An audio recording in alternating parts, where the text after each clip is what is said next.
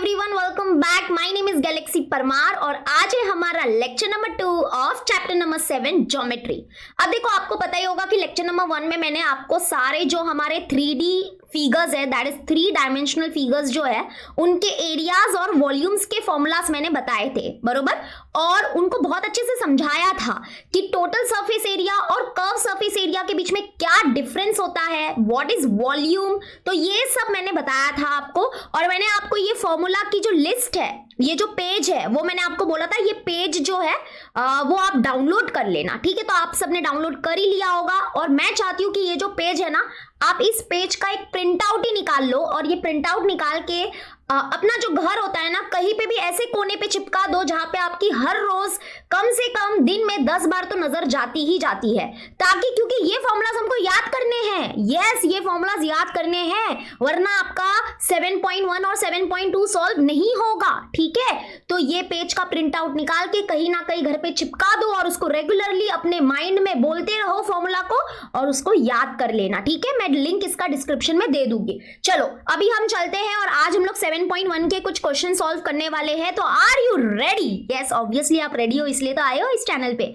यानी कि इस वीडियो पे। चलो तो अभी हम स्टार्ट करते हैं प्रैक्टिस एट 7.1। फटाक से ये वीडियो को लाइक कर दो। यस यस यस, लाइक करना बनता है। चलो अब यहाँ पे फर्स्ट वन देखो क्या है, बस पूरा फॉर्मूला का खेल है यार। पहले 5 क्वेश्चन तो ऐसे है ना, मतलब पहले 5 क्या, सारे क्वेश्चन ऐसे हैं जिसमें पूरा फॉर्मूला का खेल है। अगर फॉर्मूला आ गया तो जिंगा लाला, फॉर्मूला नहीं आया तो जिंगा लाला नहीं, सिंपल है। तो यहाँ पे देखो फर्स्ट वन क्या दिया है, find the volume of the cone if the radius of its base is 1.5 centimetre and it's perpendicular height is 5 centimetre. तो यहाँ पे देखो, सबसे पहले यहाँ पे कोन का जिक्र हुआ है। यहाँ पे कोन है हमारा कौन, हमारा 3D फिगर है, बरोबर। यहाँ पे कौन से 3D फिगर का क्वेश्चन है, ये हमारे कोन का क्वेश्चन है। तो यहाँ पे देखो मैंने कोन बनाया हुआ है आपके, मतलब कि यहाँ पे क्वेश्चन के बाजू में ये कोन है। तो यहाँ पे क्या बोला है कि ये जो कोन है ना, उसके बेस का जो रेडियस है वो हमको दिया है 1.5 सेंटीमीटर। तो जैसे कि आपको पता है कि radius of the base of the cone, जिसको हम लोग आर से डिनोट करेंगे, स्मॉल लेटर आर से, and that is equal to 1.5 centimetre. इसका मतलब क्या, देखो जो कोन है ना, उसका सर्क्यूलर बेस होता है। तो अगर सर्क्यूलर बेस होता है तो सर्कल में पता है ना आपको रेडियस होता है, तो यहाँ पे उसी की बात हो रही है। यहाँ पे देखो ये है ना, ये हमारा सर्क्यूलर बेस है किसका, कोन का, ठीक है। तो ये जो सर्क्यूलर बेस है ना, तो यहाँ पे ये जो बेस है इसका जो रेडियस है, मतलब ये रेडियस हो गया, ठीक है। तो ये जो रेडियस है ना वो हमको दिया है, जिसको हम लोग आर से डिनोट करते हैं, and that is given 1.5 centimetre.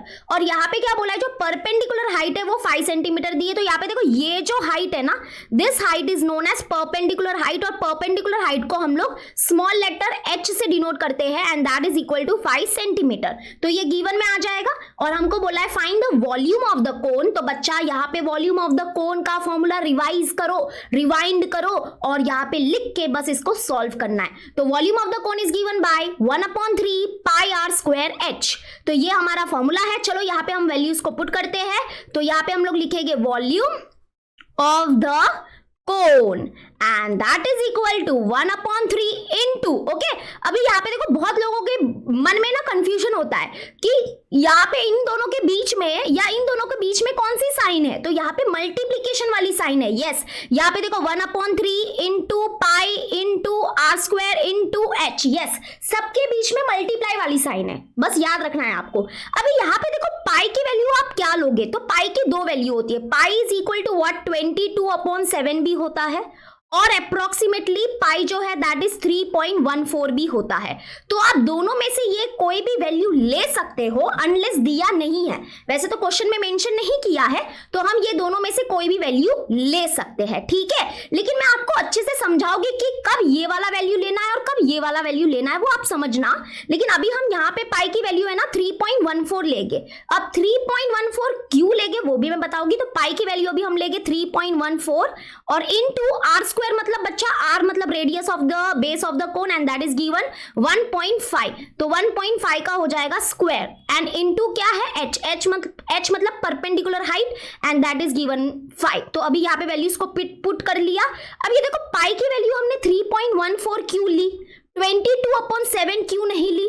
यहाँ पे देखो 22/7 हम कब लेंगे, जब यहाँ पे ना, यहाँ पे अगर कोई ऐसा नंबर होता जो डिविजिबल बाय 7 होता, अगर डिविजिबल बाय 7 होता तब हम ये वैल्यू नहीं लेते, तब हम 3.14 नहीं लेते, तब हम क्या लेते, तब हम लेते 22/7 लेते, और ताकि ये 7 1 जा 7 और यहाँ पे कुछ डिवाइड हो जाएगा।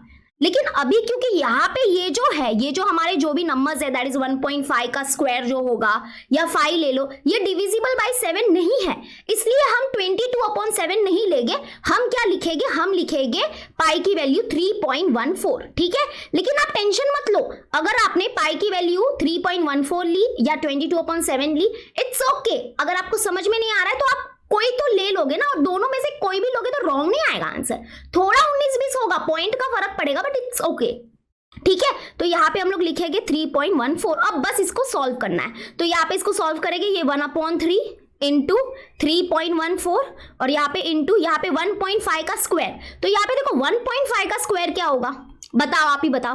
तो यहाँ पे देखो आपको दिमाग लगाना है, 15 का स्क्वायर क्या होता है, 15 का स्क्वायर होता है 225, तो 1.5 का स्क्वायर मतलब 1.5 इंटू 1.5, तो 1.5 इंटू 1.5 मतलब कि पॉइंट के बाद 2 डिजिट है ना, तो यहाँ पे पीछे से 2 डिजिट के पहले पॉइंट, ठीक है। या पूरा इसको सॉल्व करके देख लेना, आपको मिलेगा 2.25 आंसर, एंड इनटू क्या है, यहाँ पे हमारा 5 है। अभी हम क्या करेंगे ना, ये ऊपर जो भी हमारे नंबर्स है ना सबको मल्टीप्लाई कर देंगे, उसके बाद डिवाइड बाय 3 करेंगे, ठीक है। आराम से कैलकुलेशन करना, ये पूरा चैप्टर कैलकुलेशन के ऊपर बेस्ड है। अगर आपका कैलकुलेशन बहुत ही घटिया है तो इस चैप्टर में दिक्कत आएगा, बाकी कुछ है ही नहीं इस चैप्टर में, ठीक है। तो अभी हम इसको मल्टीप्लाई करते हैं, तो सबसे पहले सबसे पहले काम करते हैं, सबसे पहले हम क्या करेंगे, इन दोनों को मल्टीप्लाई करते हैं ना, ये दोनों अच्छे हैं, इनको मल्टीप्लाई करते हैं। तो यहाँ पे ये हो जाएगा 2.25 इंटू 5, तो ये क्या हो जाएगा, 5 5 जा 25, 5 2 जा 10 प्लस 2 हो जाएगा 12, 5 2 जा 10 प्लस 1 हो जाएगा 11, ठीक है। तो यहाँ पे पॉइंट के बाद 2 डिजिट है, तो पीछे से 2 डिजिट के पहले पॉइंट लग जाएगा, तो यहाँ पे ये आ गया 1/3 इंटू 3.14 इंटू यहाँ पे इन दोनों को मल्टीप्लाई करने पे क्या आया 11.25। अब हम क्या करेंगे, अब हम ये दोनों को मल्टीप्लाई करेंगे और फिर इसको डिवाइड बाय 3 कर देंगे, ठीक है।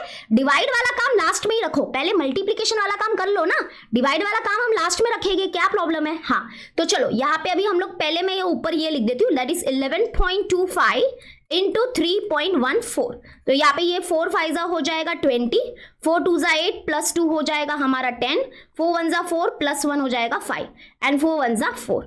अभी यहाँ पे एक 0, 5 1 जा 5, 5 क्या 5 1 जा 1 5 जा 1 5 जा 5, 1 2 जा 2, 1 1 जा 1, 1 1 जा 1, तो 1 1, और यहाँ पे आ जाएगा 2 0 अभी, तो ये 3 5 जा हो जाएगा 15, 3 2 जा 6 और 1 हो जाएगा 7, यहाँ पे 3 1 जा 3, 3 1 जा 3, तो 3 3। अभी ऐड करेंगे, अच्छे से समझ में आ रहा है कि नहीं, यस और नो तो बता दो। ये 0, ये 5 प्लस 5 10 और ये 2 हो जाएगा 12, 4 5 6 और 7 हो जाता है हमारा 13, 3 4 5 और यहाँ पे ये 3, ठीक है। अभी यहाँ पे देखो, यहाँ पे हमको इतना तो मिल गया 1/3 इंटू पॉइंट लगा रही हूँ, रुको एक बार, पॉइंट लगाना है, देखो पॉइंट लगाना है, तो यहाँ पे पॉइंट के बाद 1 2 और यहाँ पे पॉइंट के बाद 1 2, मतलब टोटल 4 डिजिट है, तो पीछे से 1 2 3 4 डिजिट के पहले पॉइंट लग जाएगा, यानी कि यहाँ पे आ गया मल्टीप्लीकेशन करने के बाद 35.325, ठीक है। ये 0 नहीं भी लिखा तो भी चलेगा, वैसे भी 0 की कोई वैल्यू नहीं होती है पॉइंट के बाद। तो अब इतना मिल गया, तो अभी ये 1/3 इंटू 35.325 है, तो अब हमको क्या करना है, इसको इससे डिवाइड करना है। तो यहाँ पे देखो ऐसे करके भी डिवाइड कर सकते हो, इसमें कोई शर्माने की बात नहीं है। तो ये हो जाएगा 35.325 और इसको डिवाइड बाय 3 करेंगे हम, तो ये देखो ये क्या हो जाएगा 3 1 जा 3, ठीक है। तो ये 0, फिर अगेन 3 1 जा, अच्छा नीचे 5 आ जाएगा ना, हाँ, तो 3 1 जा 3 आएगा, तो यहाँ पे बचेगा 2, और अभी इसको नीचे लेके इस 3 को नीचे रखेंगे, लेकिन यहाँ पे पॉइंट है तो ऑब्वियसली यहाँ पे पॉइंट आएगा।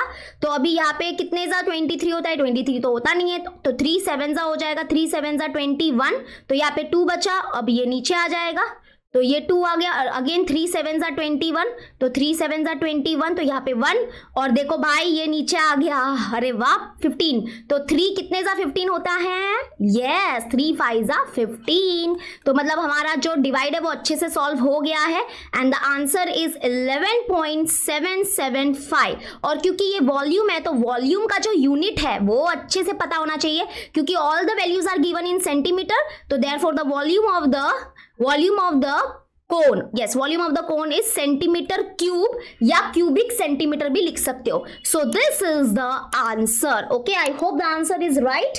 ओके, यानी कि यहाँ पे आंसर ओके वहां पे ना, मतलब अपने जो डाइजेस्ट में है ना, वहां पे है ना 22/7 वाली वैल्यू ली है. 22/7 वाली वैल्यू लेगे ना तो कुछ अलग अप्रोक्सीमेटली, देखो अप्रोक्सीमेटली जो आंसर है ना वो ऐसा कुछ है 11.79 करके कुछ है ना. आपके बुक में भी शायद यही दिया रहेगा, आपके टेक्स्ट बुक के पीछे भी आपको शायद यही दिया रहेगा. बट डोंट वरी, ऐसा मत बोलना अरे आपने तो रॉन्ग करा दिया, ऐसा थोड़ी ना होता है. मैंने बोला ना 10, मतलब इधर है ना, अगर मान लो 19-20 हो रहा है ना, अभी 11.775 बोलो या 11.79, इट्स मतलब ऑलमोस्ट सिमिलर टाइप है ये, है ना. तो इतना तो चलेगा, आप ऐसा मत समझना अरे आपने तो ये रॉन्ग करवा दिया सम. आई नो आपको पीछे के आंसर में थोड़ा ज्यादा इंटरेस्ट होता है, तो अगर आप चाहो तो इस क्वेश्चन को 22/7 करके भी देख सकते हो. मतलब यहाँ पे अगर आप पाई की वैल्यू 22/7 लोगे ना तो मे भी आपका पीछे का आंसर मैच हो जाएगा. बट मैंने पूरा कैलकुलेशन बहुत अच्छे से बताया है, ठीक है. तो मेन कैलकुलेशन है, मैंने बोला है पहले भी, अप्रोक्सीमेट वैल्यू चलती है, तो इतना भी आप टेंशन लेना मत, ठीक है. चलो, तो ये था हमारा फर्स्ट वन. आई होप आपको अच्छे से समझ में आ गया होगा. करते हैं अभी सेकेंड वन. तो चलो अभी हम लोग करते हैं सेकेंड वन. सेकेंड वन भी एकदम सेम है, मतलब सेम तो नहीं बोल सकते, बट हाँ वही फॉर्मूला लगाओ, वैल्यू पुट करो और आंसर आ जाएगा. तो यहाँ पे देखो, यहाँ पे क्या है, find the volume of the sphere of diameter 6 centimetre. अभी स्पीयर क्या होता है पता है ना, स्पीयर मतलब जो हमारा बॉल है दैट इज स्पीयर, ठीक है, that is spear in shape. तो यानी कि एक यहाँ पे क्या है, एक बॉल है, ठीक है. अभी इतना गंदा यहाँ पे गंदा बॉल बना है. एक मिनट, हाँ एक मिनट, यहाँ पे मैं थोड़ा सा सर्कल ड्रॉ कर देती हूँ, यस. और यहाँ पे थोड़ा सा आपके इंटरेस्ट के लिए 3D बनाने के लिए थोड़ा सा ऐसा डिजाइन कर देती हूँ, यस. तो ये है हमारा स्पीयर, एंड इस स्पीयर का आपको डायमीटर दिया है. डायमीटर समझते हो ना, डायमीटर ऑब्वियसली समझ रही हो. डायमीटर हमको दिया है 6 सेंटीमीटर और हमको बोला है find the volume of the sphere. तो वॉल्यूम ऑफ द स्पीयर का देखो, गिवन क्या लिखोगे, गिवन लिख दोगे diameter of the sphere is 6 centimetre. To find में आ जाएगा वॉल्यूम ऑफ द स्पीयर. तो volume of the sphere is given by 4/3 pi R cube. Okay, 4/3 pi तो मतलब पता ही है, पाई की वैल्यू आप लेना है, पाई की वैल्यू 22/7 भी ले सकते हो या फिर 3.14 भी ले सकते हो. और R means radius of the sphere. तो अभी डायमीटर दिया है भाई, रेडियस तो दिया ही नहीं है. अरे हाँ, आई नो आपको पता है.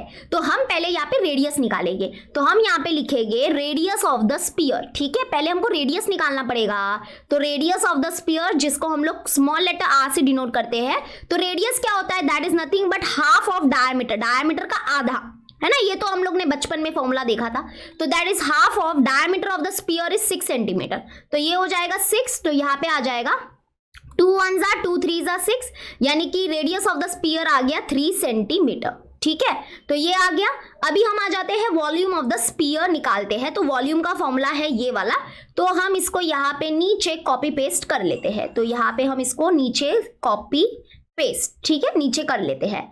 और अभी हम यहाँ पे वैल्यूज को, सारे वैल्यूज को अच्छे से पुट करो और कैलकुलेशन अच्छे से करो, ठीक है. तो यहाँ पे हमारा आंसर होगा वॉल्यूम ऑफ द स्पीयर, ठीक है, वॉल्यूम ऑफ द स्पीयर. तो that is equal to 4/3 into pi. कितना है, पाई क्या लेना है, तो पाई ऑब्वियसली हम 3.14 लेंगे. अब ऐसा क्यों मैं बताती हूँ. और into R cube. R cube मतलब कि रेडियस ऑफ द स्पीयर.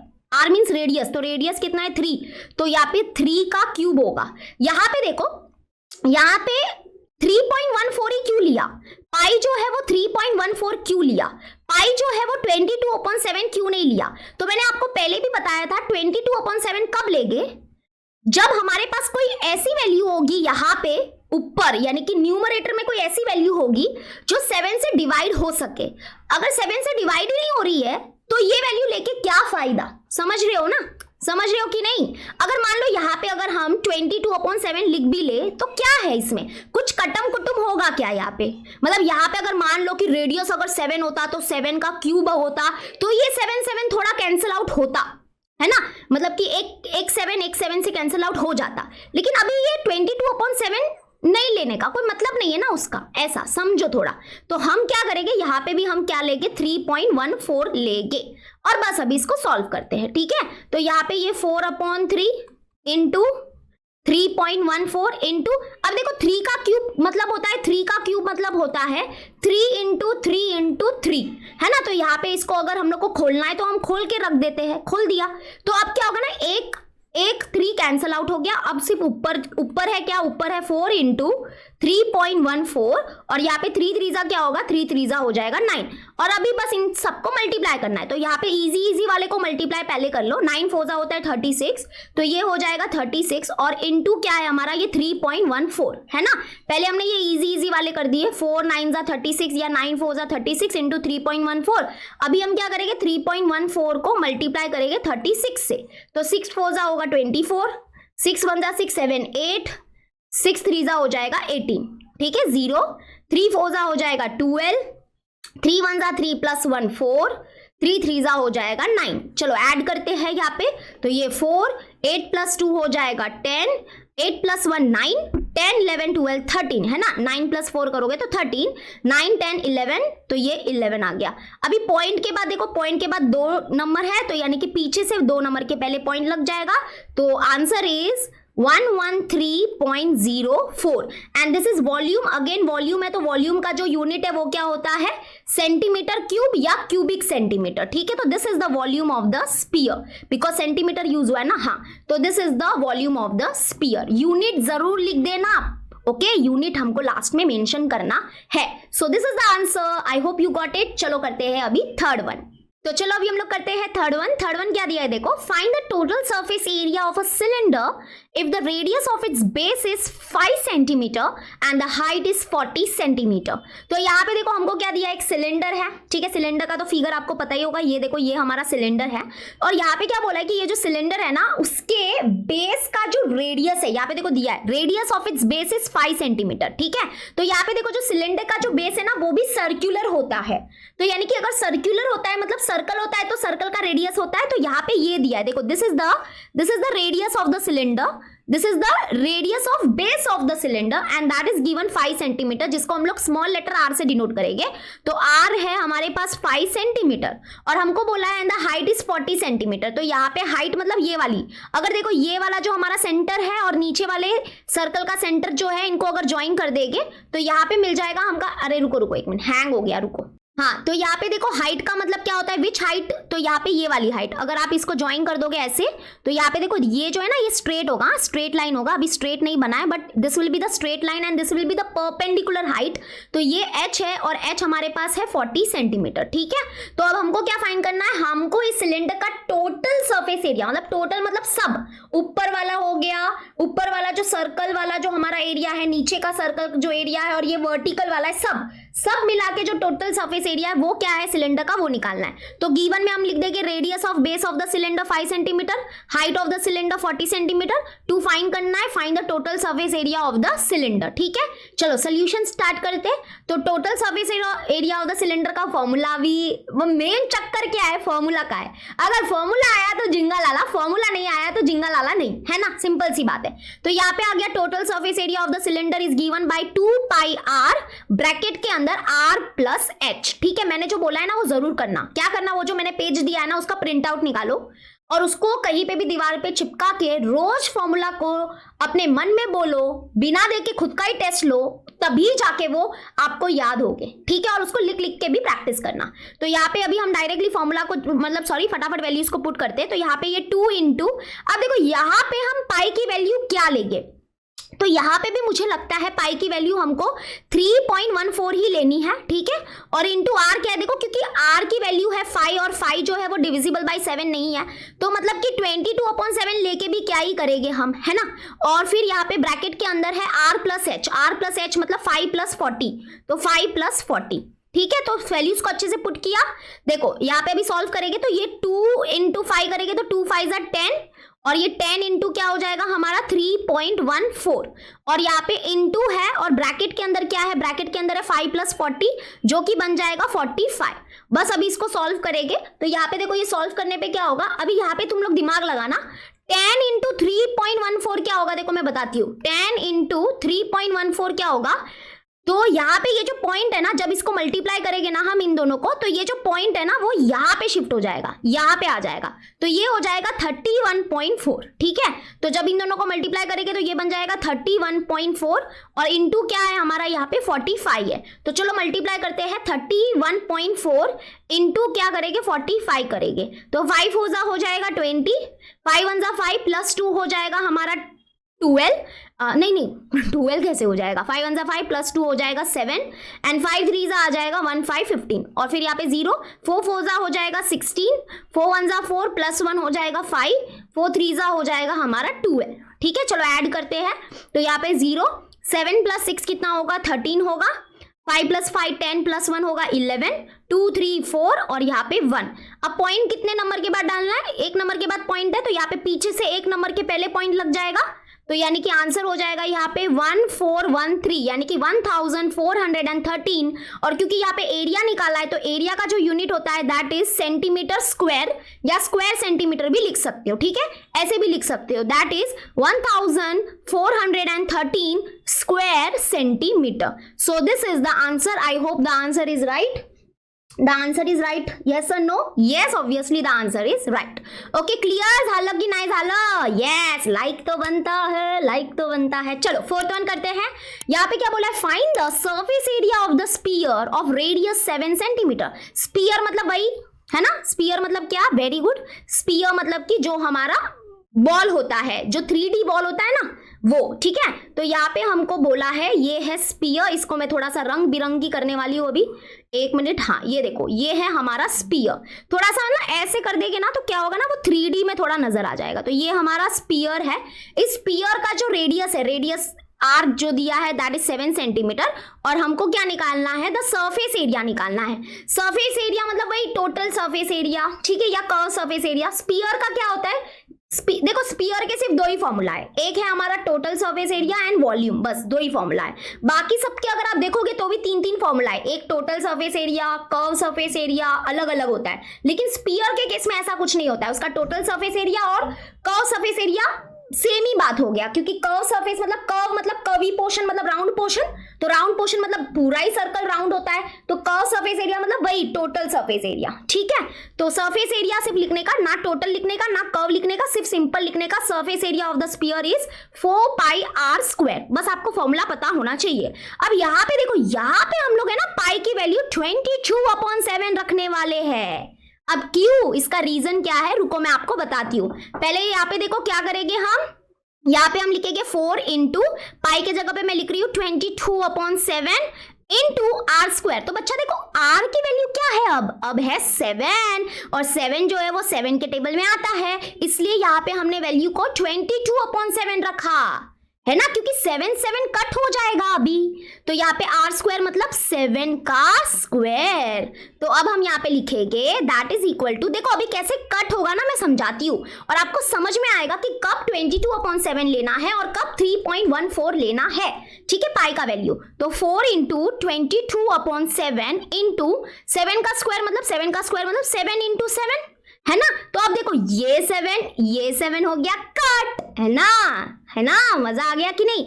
अब ऊपर क्या बचा, देखो ऊपर क्या बचा है, ऊपर बचा है 4 इंटू 22 इंटू 7 और अब बस सब इन तीनों को मल्टीप्लाई कर लो, आपको आंसर मिल जाएगा। तो यहाँ पे सबसे पहले सिंपल को करते हैं। सिंपल तो वैसे तो ये दोनों भी सिंपल ही है, 4 इंटू 22 करेंगे तो 80 होगा, है ना, सिंपल, सभी सिंपल है वैसे तो, या 7 4 28 मतलब तीनों को मल्टीप्लाई करना है आफ्टर ऑल। तो 4 इंटू 22 होगा 88 और इंटू 7 करेंगे तो ये हो जाएगा 7 8 होगा 56, 7 8 56 और प्लस 5 हो जाएगा 61।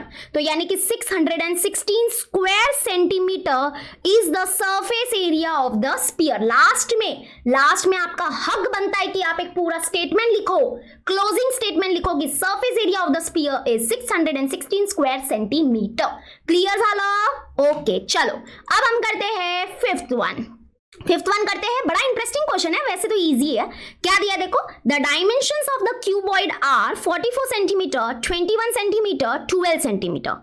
It is melted and a cone of height 24 centimeter is made.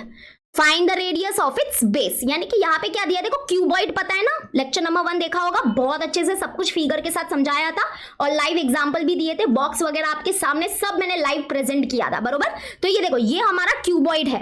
अभी यहाँ पे क्या बोला है, तो डायमेंशन ऑफ द क्यूबॉइड हमको दिया है। डायमेंशन मतलब देखो क्यूबॉइड के डायमेंशन क्या होते हैं, क्यूबॉइड के डायमेंशन होते हैं लेंथ, ब्रेथ एंड हाइट। मतलब ये जो फर्स्ट है वो लेंथ है, दूसरा जो है वो ब्रेथ है और तीसरा जो है वो हाइट है। तो यहाँ पे क्या बोला है, the dimension of the cuboid are 44 centimetre, 21 centimetre and 12 centimetre. तो यानी कि देखो यहाँ पे इसको लाइन से लिखना, लेंथ, ब्रेथ एंड हाइट।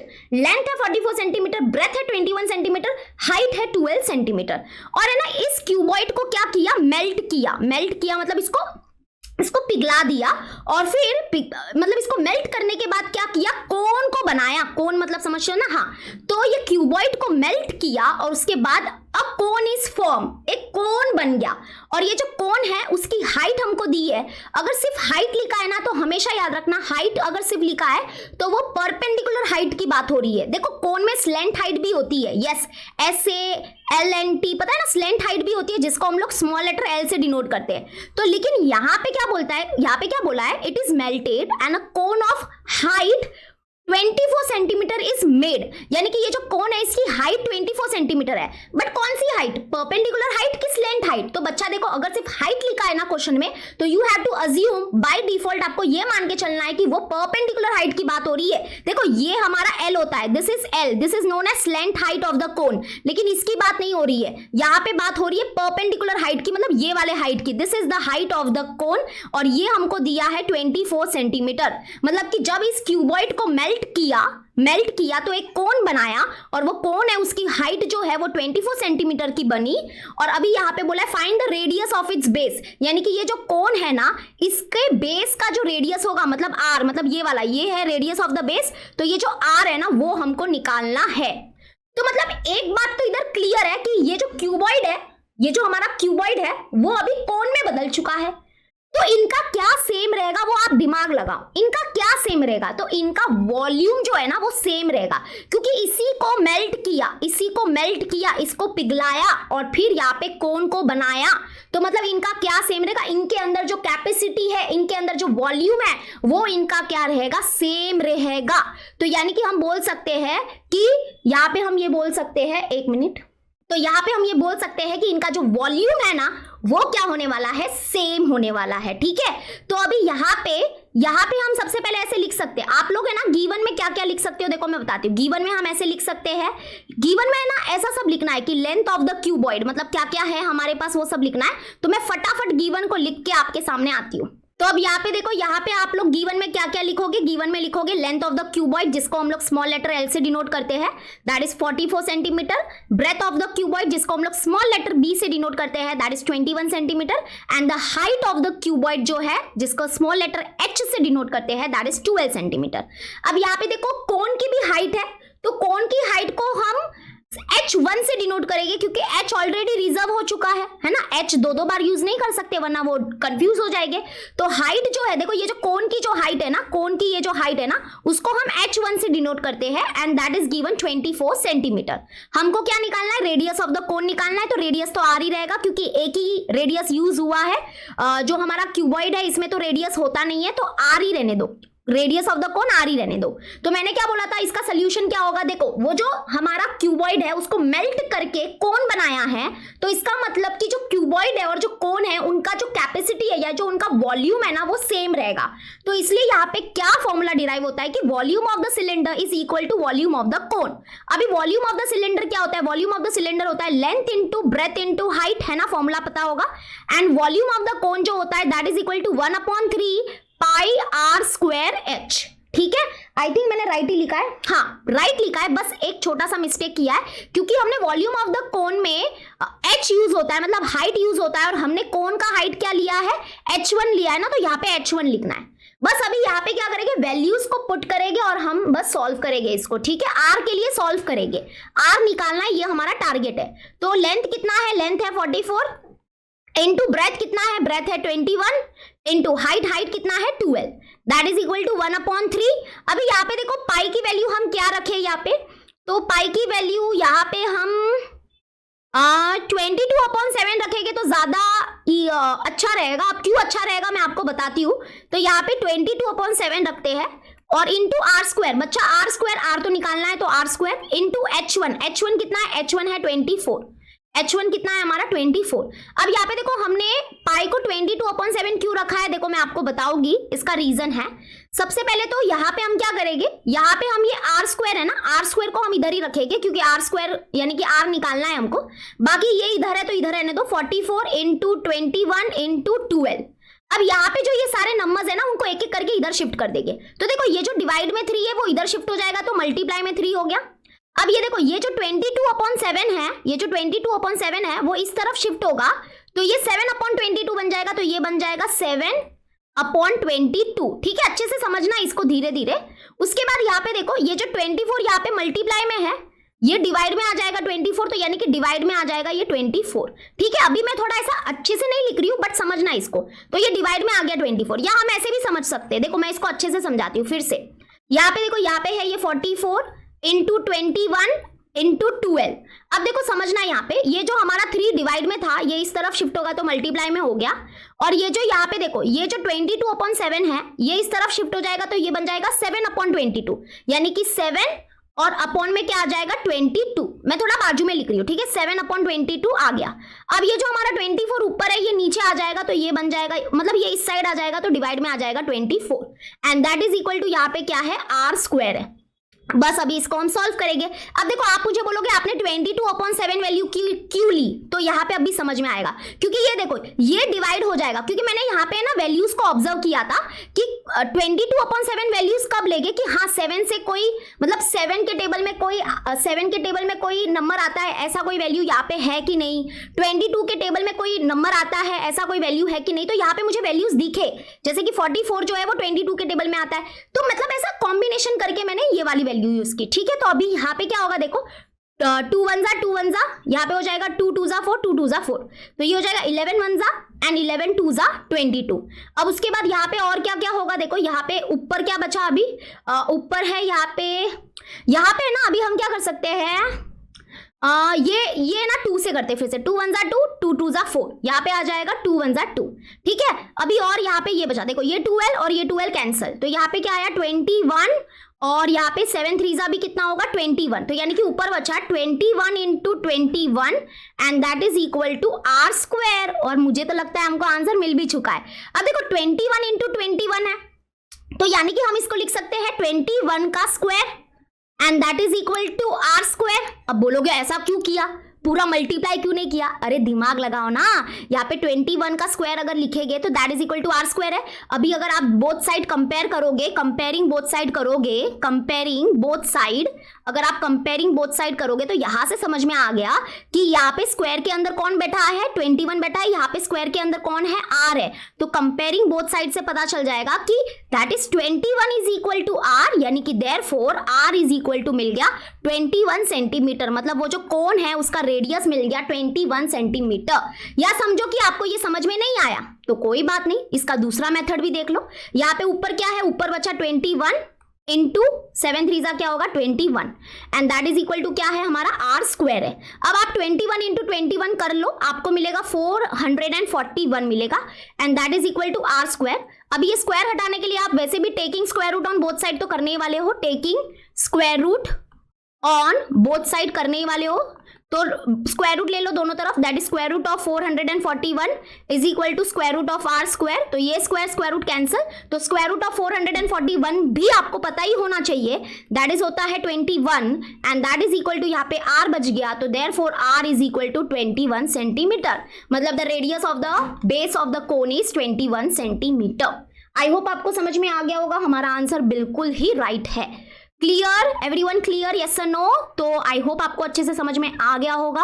आज सिर्फ 5 ही क्वेश्चन किए, नेक्स्ट वीडियो में बाकी के सारे क्वेश्चंस करेंगे। तो बस अब मिलते हैं नेक्स्ट वीडियो में, till then bye and take care.